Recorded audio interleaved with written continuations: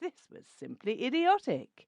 One might as well have had no armour on at all in battle as to have it only on his legs. The expert now put in the whole second story on the alarm, charged $300 for it, and went his way. By and by, one night, I found a burglar in the third story, about to start down a ladder with a lot of miscellaneous property.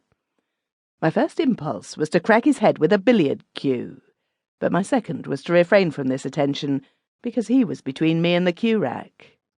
The second impulse was plainly the soundest, so I refrained, and proceeded to compromise.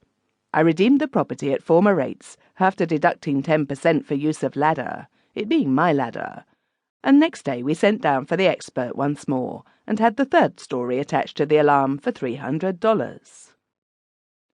By this time the annunciator had grown to formidable dimensions. It had 47 tags on it, marked with the names of the various rooms and chimneys, and it occupied the space of an ordinary wardrobe. The gong was the size of a washbowl, and was placed above the head of our bed. There was a wire from the house to the coachman's quarters in the stable, and a noble gong alongside his pillow. We should have been comfortable now but for one defect. Every morning at 5, the cook opened the kitchen door in the way of business, and rip went that gong. The first time this happened I thought the last day was come, sure. I didn't think it in bed, no, but out of it, for the first effect of that frightful gong is to hurl you across the house, and slam you against the wall, and then curl you up, and squirm you like a spider on a stove lid, till somebody shuts the kitchen door. In solid fact, there is no clamour that is even remotely comparable to the dire clamour which that gong makes. Well, this catastrophe happened every morning regularly at 5 o'clock, and lost us 3 hours' sleep. For mind you, when that thing wakes you, it doesn't merely wake you in spots, it wakes you all over, conscience and all, and you are good for 18 hours of wide-awakeness subsequently. 18 hours of the very most inconceivable wide-awakeness that you ever experienced in your life.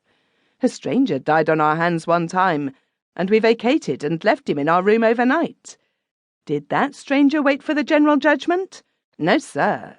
He got up at 5 the next morning in the most prompt and unostentatious way. I knew he would. I knew it mighty well. He collected his life insurance and lived happily ever after, for there was plenty of proof as to the perfect squareness of his death. Well, we were gradually fading towards a better land on account of the daily loss of sleep, so we finally had the expert up again, and he ran a wire to the outside of the door and placed a switch there, whereby Thomas the butler always made one little mistake. He switched the alarm off at night when he went to bed, and switched it on again at daybreak in the morning, just in time for the cook to open the kitchen door and enable that gong to slam us across the house, sometimes breaking a window with one or the other of us. At the end of the week, we recognised that this switch business was a delusion and a snare. We also discovered that a band of burglars had been lodging in the house the whole time, not exactly to steal, for there wasn't much left now, but to hide from the police, for they were hot-pressed, and they shrewdly judged that the detectives would never think of a tribe of burglars taking sanctuary in a house notoriously protected by the most imposing and elaborate burglar alarm in America. I sent down for the expert again, and this time he struck a most dazzling idea. He fixed the thing so that opening the kitchen door would take off the alarm. It was a noble idea, and he charged accordingly. But you already foresee the result. I switched on the alarm every night at bedtime, no longer trusting on Thomas's frail memory, and as soon as the lights were out, the burglars walked in at the kitchen door, thus taking the alarm off without waiting for the cook to do it in the morning. You see how aggravatingly we were situated.